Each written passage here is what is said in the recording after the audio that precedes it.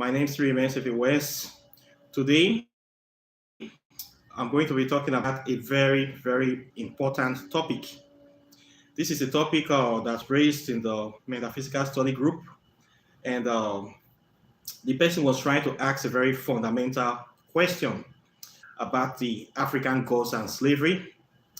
This person wants to know that if our so-called African gods, African ancestors are really, really this powerful, why why did they not stop slavery?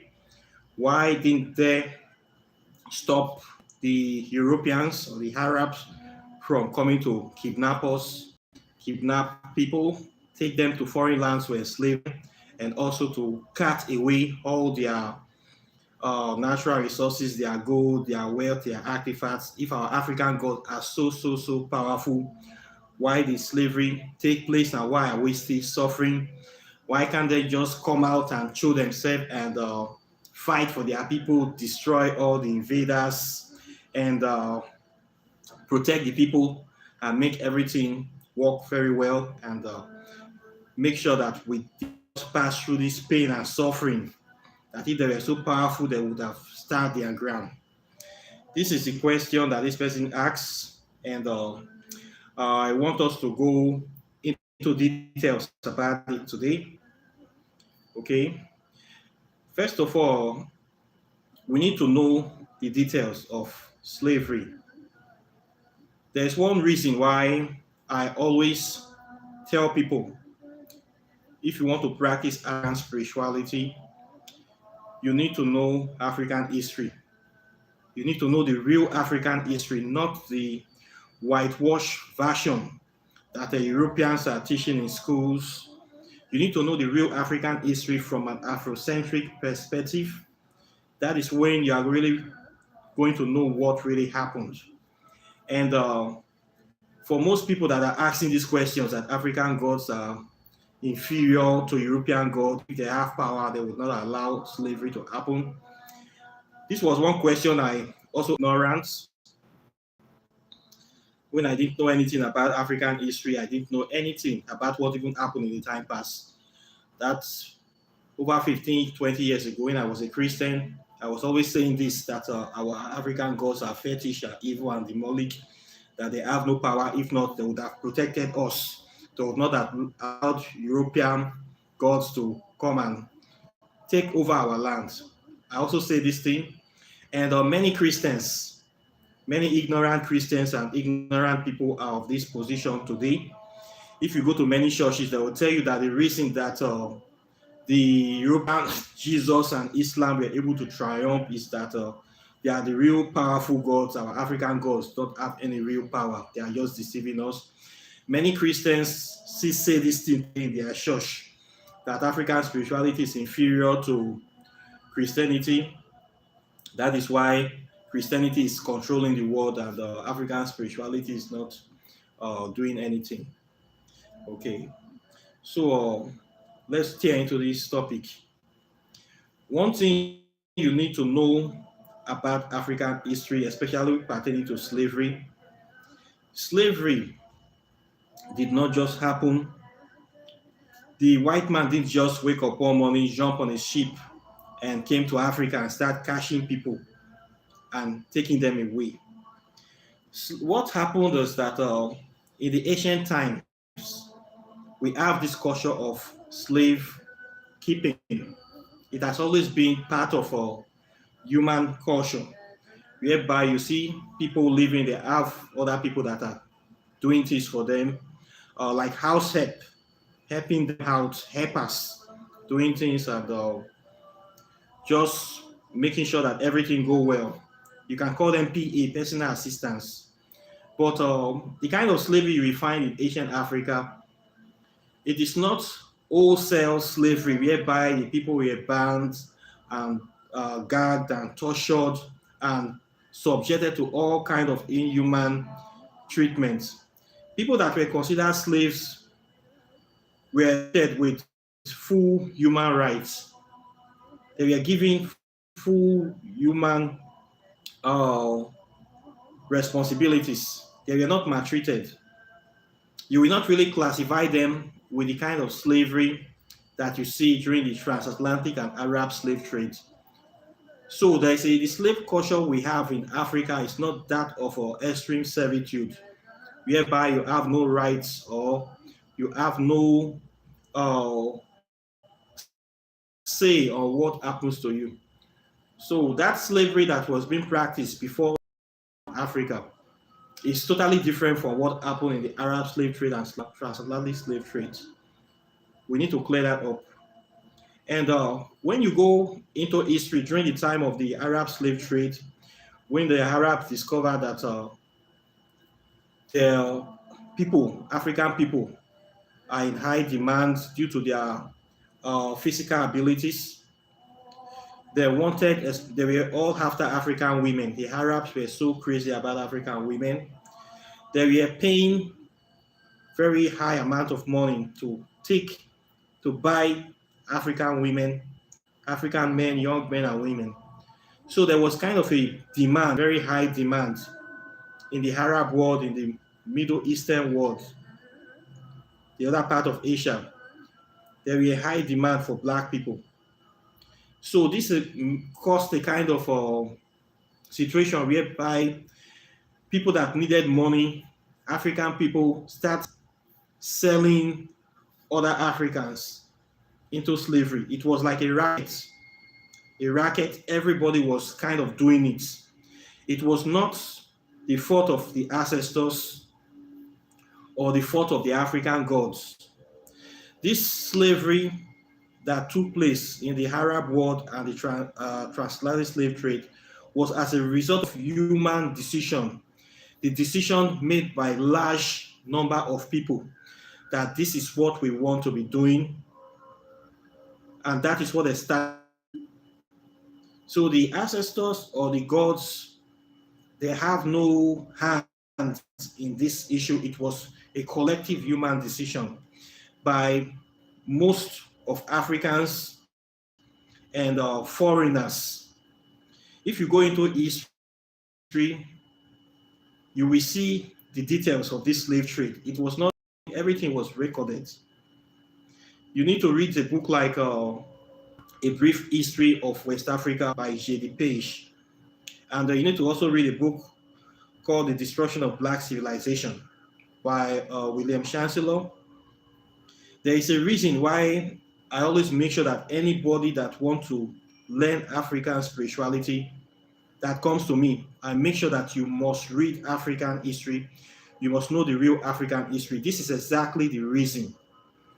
So that when you really know what really happened, you will not be blaming the ancestors, you will not be blaming the gods, you will know that slavery was a collective decision by Africans and foreigners.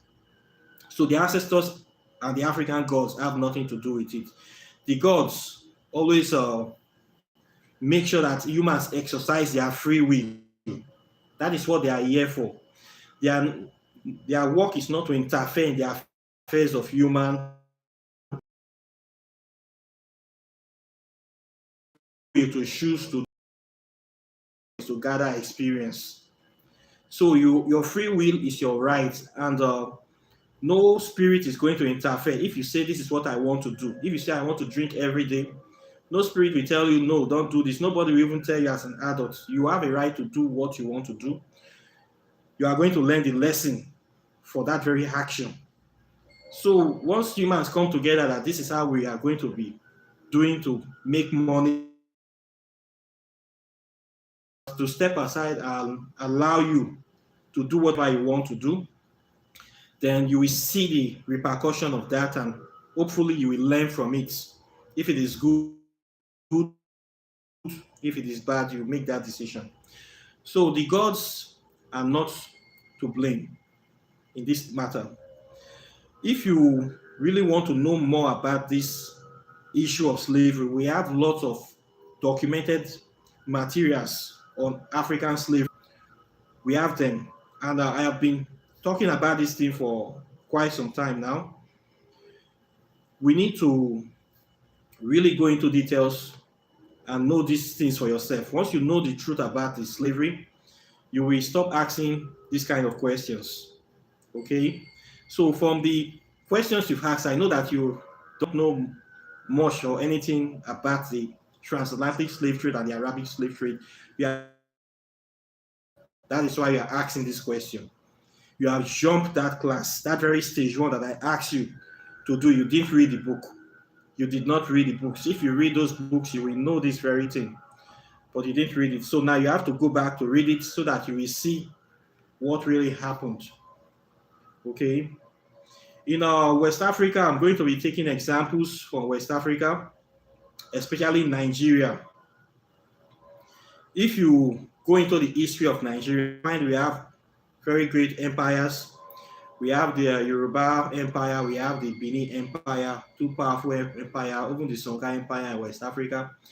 If you go into details, you will discover that slavery was rampant. Already, Africa have a system of slavery whereby tribes, we have intertribal wars. When two tribes go to war, the victorious tribe will take the other people into captivity. They will be under the servitude or under the authority of that other tribe.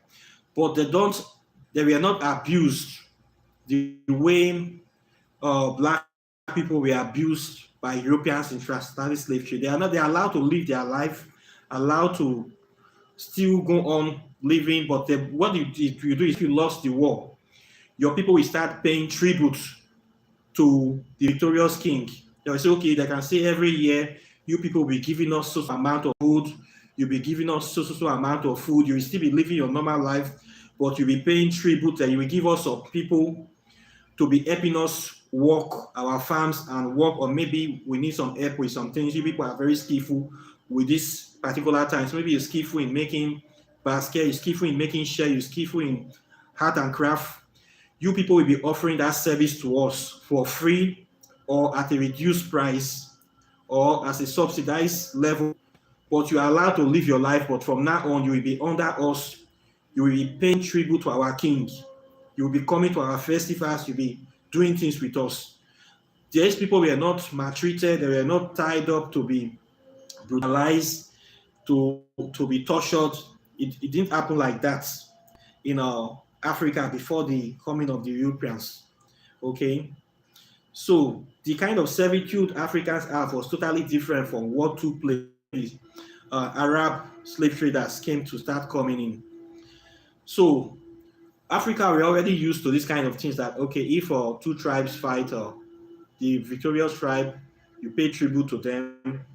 So there was this system going on. Then later on, things start happening. There was one particular tribe in West Africa, this place, they call it the land of blood. They were very powerful. Many other tribes were paying tribute to them. Somewhere along the line, they changed their policy that from now on, our Oba is now king. We will be doing human sacrifices for him. So they started demanding for people to be sacrificed all the time. This land was mentioned the name. They were so serious in the human sacrifice that other tribes start running away from them. Many tribes have to run away because they got tired of giving people for sacrifice. Every time the Oba wants this, their king wants to do one ceremony, you need to bring people, we need to kill people, we need to kill people. They were heavily in that. So many people have to run away because they got tired of giving their sons and daughters for human sacrifice. They ran away from that place. We have those kind of situations. Then we have lots of situations in Africa whereby slavery was a racket. It was just like a job. Every community, every village were involved in it. You will see a group of people in a certain village. When they are looking for cash or they're looking for money, they will just arrange a party of, let's say, a kidnapping gang. They will go to a far village or they will go to a neighboring village. They will kidnap some people and then they will sell them. Then this other village will also arrange their own gang where they're looking for money. They will go to a place and they will kidnap people and they will sell them. So almost every tribe in Africa was kind of involved in this slavery. It was like a racket. Everybody were doing it to make money. We are doing it. We just go there. The people are not related to us, or we think that these people, they are weak, or we don't like them, or we just needed cash. They will just arrange a raiding party, dress up, cover their face, or disguise, whatever they want to do. They go there in the night, raid some people, band and tie them. Then they go and sell them. It was just what was taking place.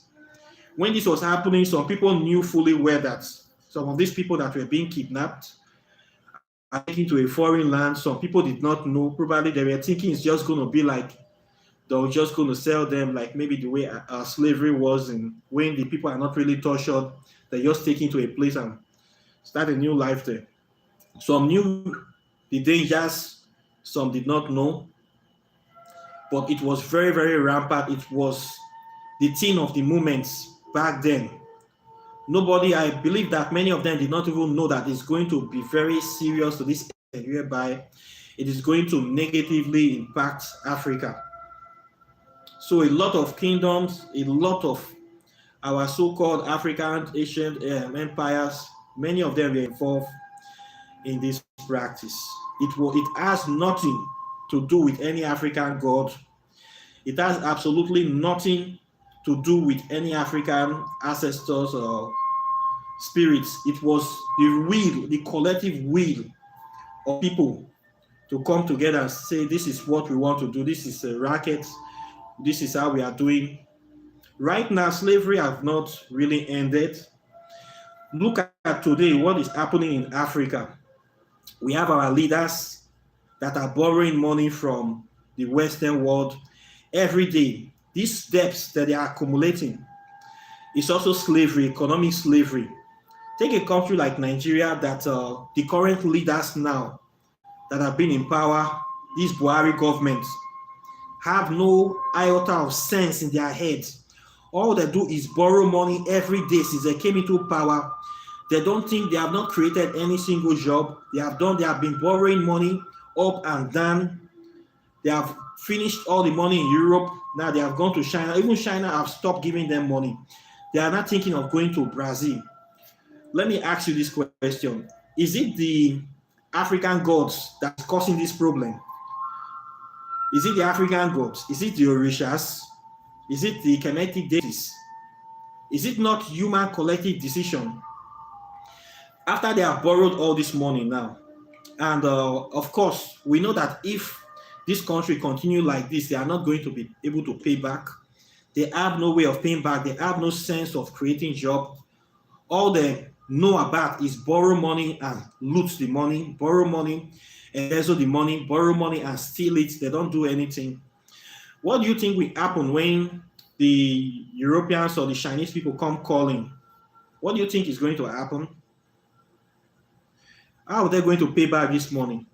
They cannot pay back. What will naturally happen is that we will start giving our lands, our natural resources to the Chinese people. They will say, okay, since we can't pay back this money we have borrowed, yeah, you can come to this state here, take 20% of this land. You can have this land for the next 500 to 1,000 years. Anything on the land is yours.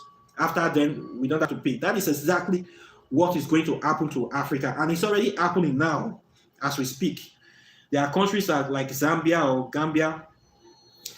Some of their critical infrastructures are now under the control of the Chinese government because of the debts that the government have accumulated and they cannot pay.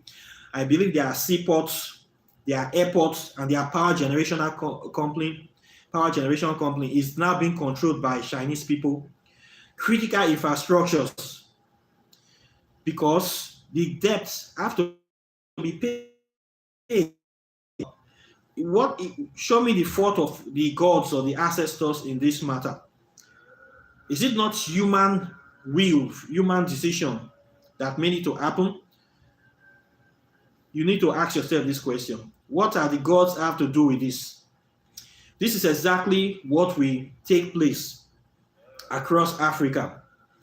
I have done a video previously about this very topic. I call it the origin of the Arab and transatlantic trade and the coming Chinese slavery. I have done a previous video on this very topic. And if nothing changes, it's going to happen. Because the Arabs have come, they have did theirs, they are not controlling their portion of Africa. The whole North Africa belongs to Arab. The Europeans come and they are controlling a great portion of Africa. Almost everybody in Africa is still calling themselves Christians. They know nothing about their history. They are controlling their portion. Now the Chinese people are coming now to take their own portion of Africa. And if we don't do anything about it, then we get it. As far as we have people that don't want to know, as far as we have this kind of leaders that care nothing for their people, Chinese people are going to take their own portion of Africa. It will happen naturally. These have nothing to do with any gods. These have nothing to do with any deity. It's all about man, your free will. Most of the leaders that we currently have in Africa now, we say that we deserve them because a large population of Africa have been totally brainwashed into believing this false concept of religion, that they have to do nothing, they just need to pray and God will solve all their problems, everything will be well if they just kneel down and pray. While they are kneeling down and pray, their continent is being taken over by foreign people. A lot of schools in Africa, educational system, they don't teach history. A lot of Africans don't know history. There is no way you will know African history and you will still call yourself a Christian or a Muslim. You will know that it's an oxymoron. It's the highest insult for you to be an African man and be calling yourself a Christian or a Muslim. It means that you don't know who you are. Because if you know your real history, you know that these people are here to destroy you. They have nothing else except to destroy you.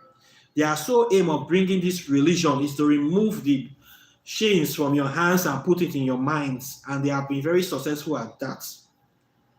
So, if they are here to really help you, they will not be teaching you, the educational system will not be in their language. They will be teaching you educational subjects, mathematics, English, biology, chemistry, physics. It will be in your language. Right now, the only thing that is in your language is their Christianity, is their Bible. That is the sole aim of their educational system, is to inculcate you with their religion.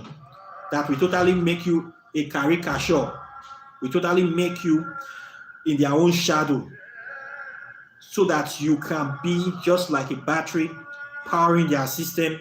You can never be able to do anything by yourself. You continue to be under them. So these people have nothing good for you. So there's no way you can say you are educated, you know African history, and you still go to church, you still go to mosque. You don't know anything. And there's no way you can practice African spirituality effectively without knowing African history. That is a major problem. That's why I always tell every new person coming, you must know African history to practice this thing well. I tell all my students like that, everybody that comes to me, that the first thing you need to do is to read African history. The problem, many of them will not read the books. I will give them the books, they will refuse to read the book. They want to jump straight to the third level, to advanced level, to spirit communication. It's not possible. Your mind is not there. You have no knowledge of self. You are empty and you will always be having doubts. And then you'll be asking this kind of question. How does this thing work? Is it really powerful? Where do I start from? Because you don't have a foundation. So any practice you are doing will easily fall to pieces because you don't have a good foundation. So what you need is to know this history. There are a lot of materials there. You need to study people like Dr. John Henry Clark, Dr. Ivan Satima, Sheikh Aida Diop, Frank Phantom. You need to study people like this, Marcus Garvey, Martin Luther King, Malcolm X. We have a lot of prolific, authentic African scholars. We have a lot of stuff. But our people, once again, they don't want to read this stuff. They don't want to know it. That is what is affecting most of their practice. If you come to Nigeria, you want to know the slavery in Nigeria. I have this book. I have done a review on this book. I did a video on popular books that in my library. I talked about the book, The Brief History of West Africa by J.D. Page. It contained details of West African slavery, details who sold who into slavery, time, date, and year at what time, how the Portuguese came, how they were signing treaties with different tribes, signing treaties, how they are trying to really take advantage of the intertribal conflicts we are having to cause disaffection, how they came with their missionaries, their mercenaries that were dressed up as missionaries to make sure that they destroy our spiritual system, took our artifacts, and took many of these things. When you desecrate the worship space of the village, the people are in total confusion. You took away their shrine. What are they going to do? Many things. They came, they knew what they were doing. They planned all this. Today, African people now, we are the ones that are even destroying our culture and spirituality because we have been colonized and brainwashed to do the work for them. You see today, every church, they are blasting African spirituality, calling it evil, calling it demonic, every day, letting people to hate themselves, to be a shadow of their self.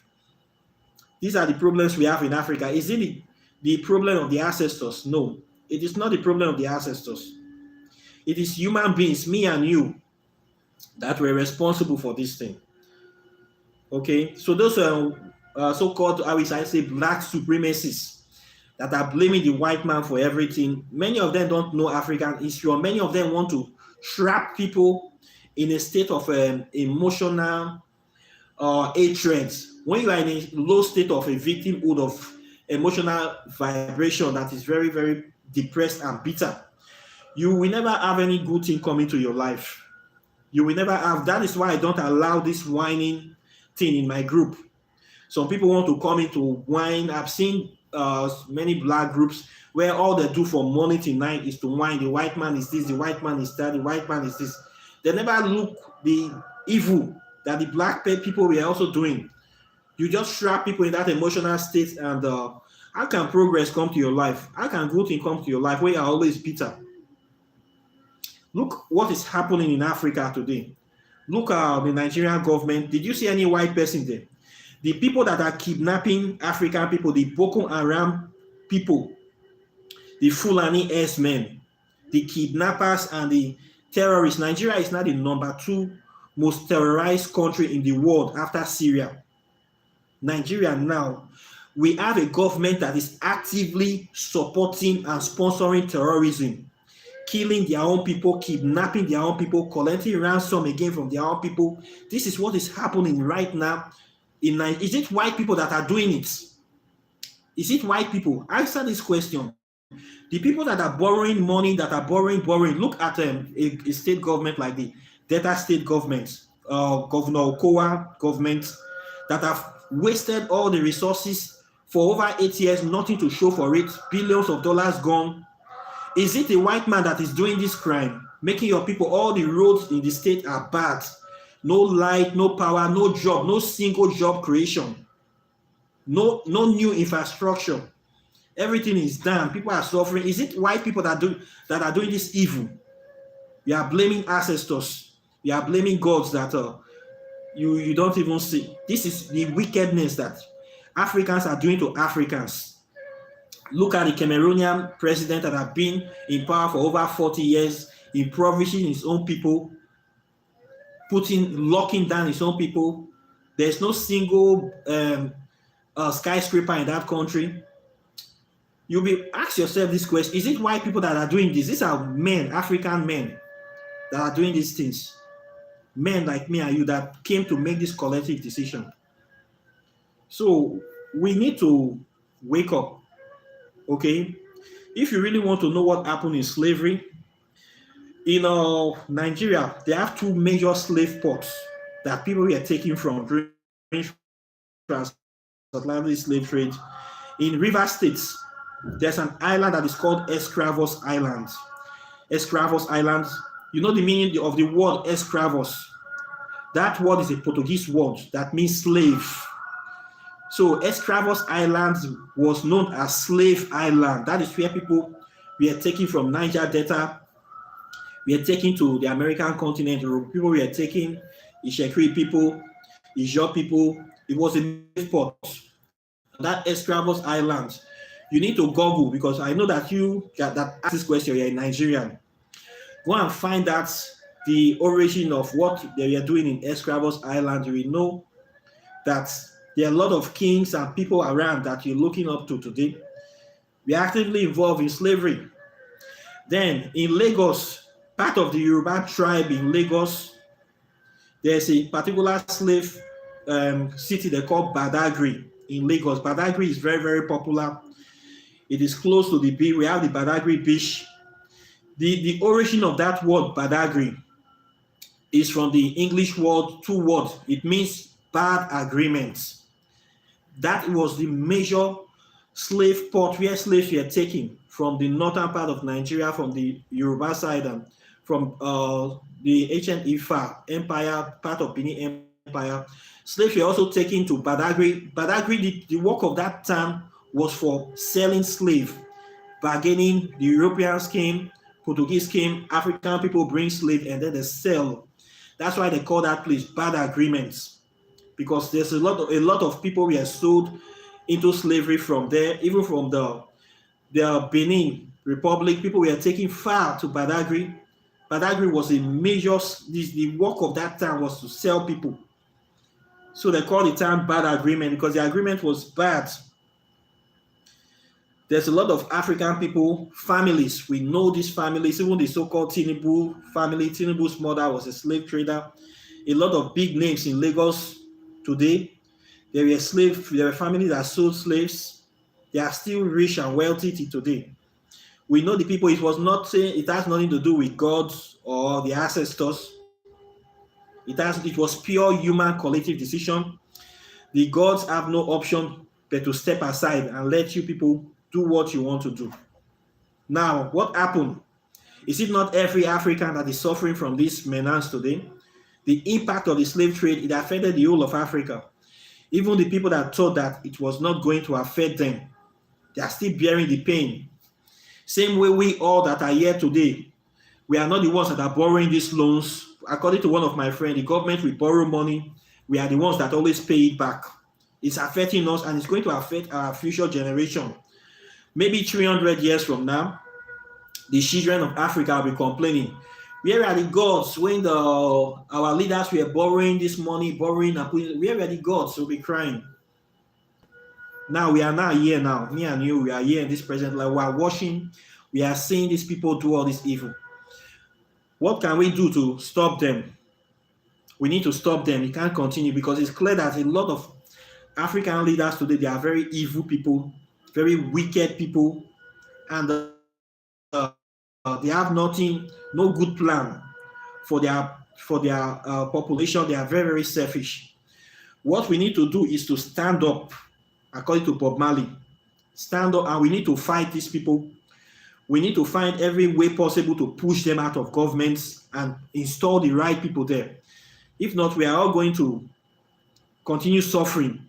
That is why I'm talking to people, especially in Nigeria. You need to come out and vote for Peter Obi.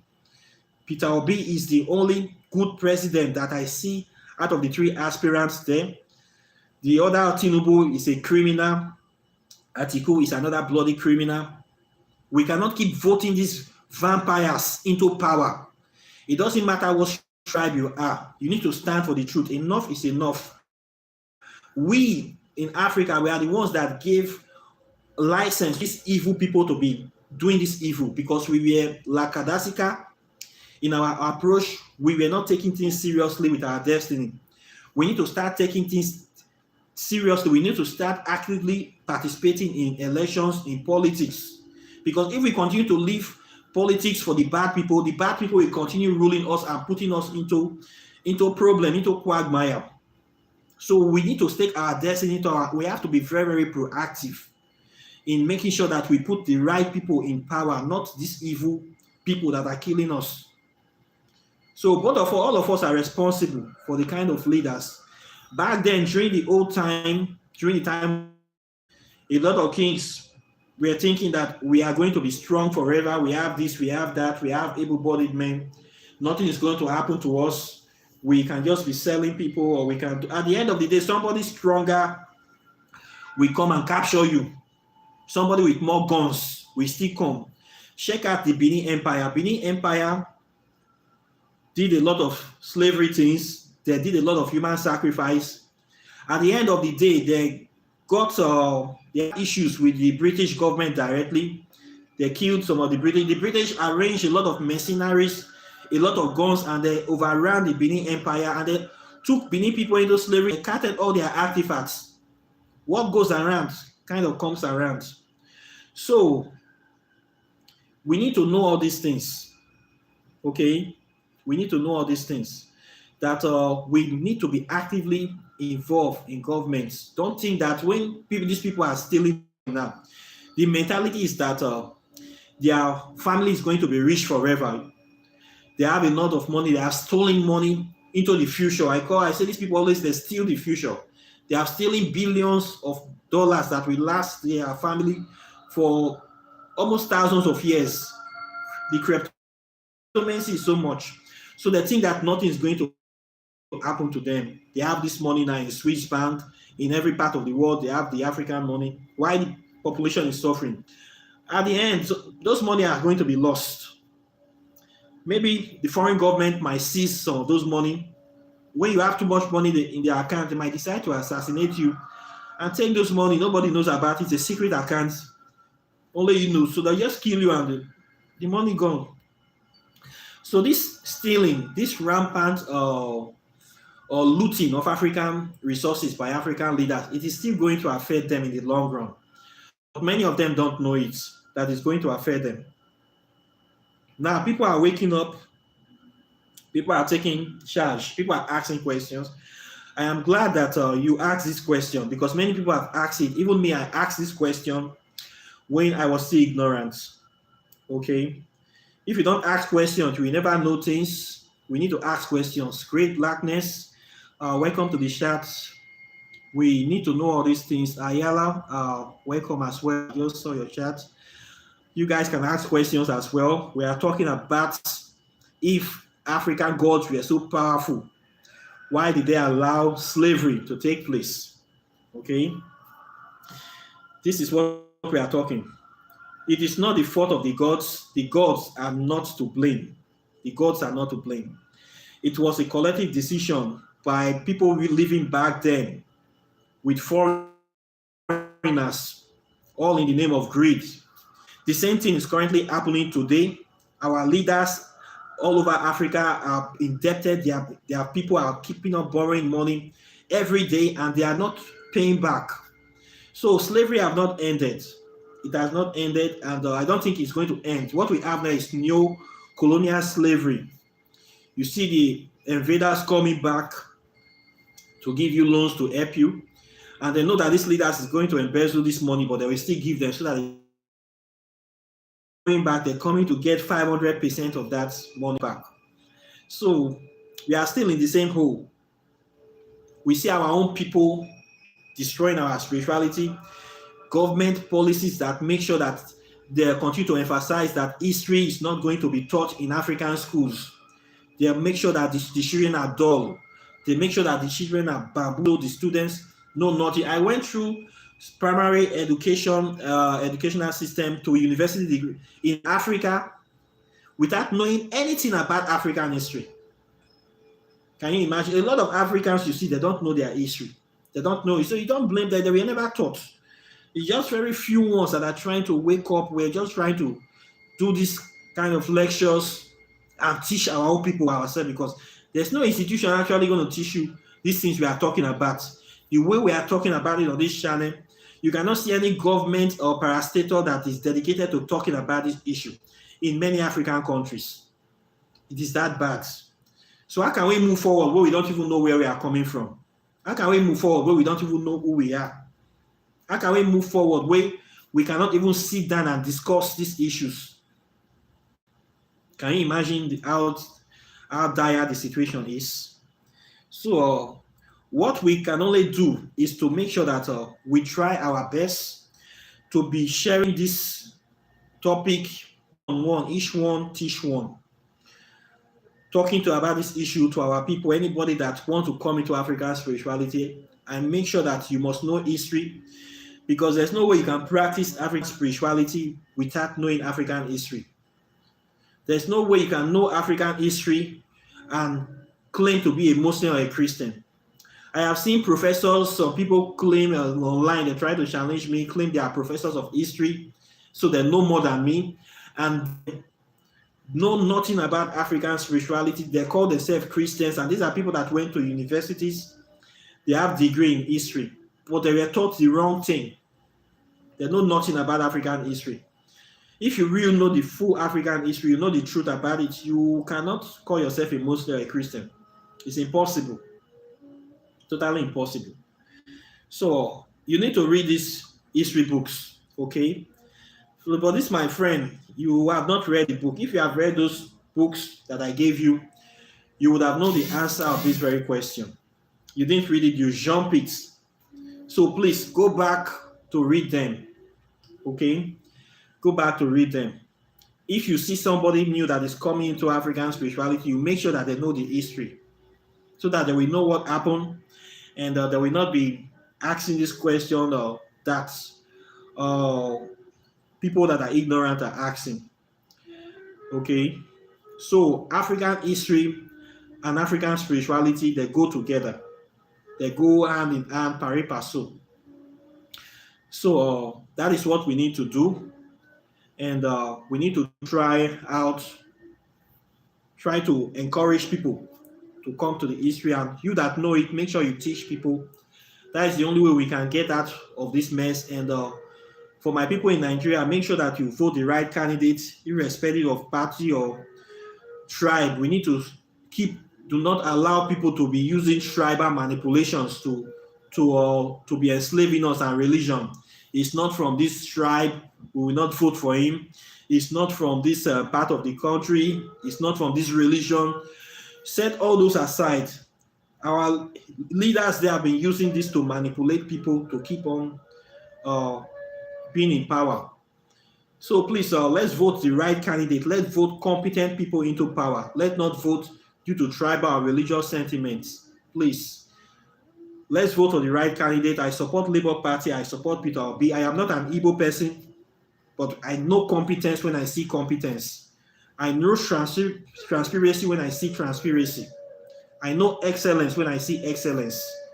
So please encourage people to vote for this man to take Nigeria to a better place. Nigeria is at a very sensitive position in Africa. If Nigeria don't get it right, many countries in Africa cannot get it right.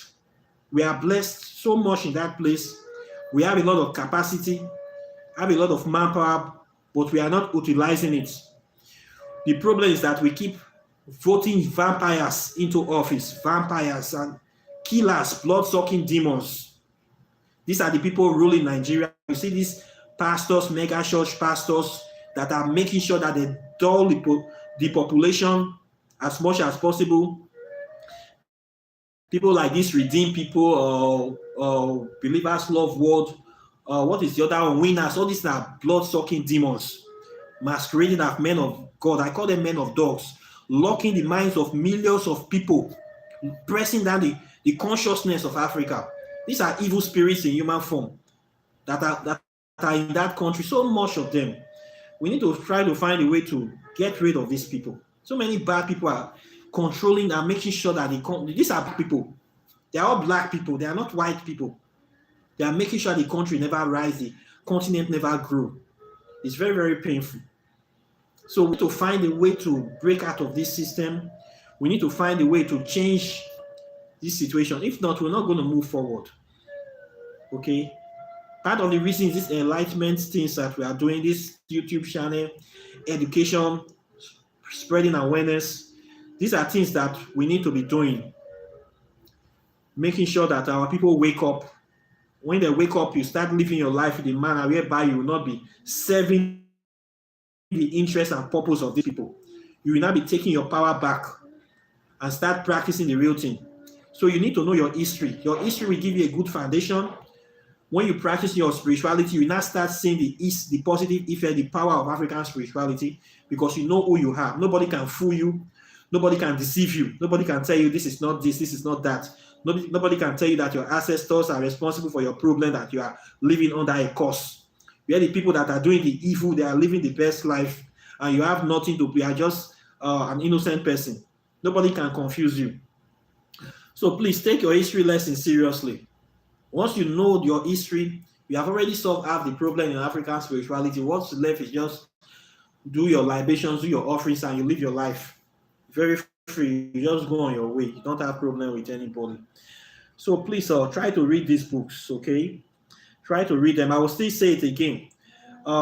Destruction of Black Civilization is a very, very important book. Contains 5,000 years of African history.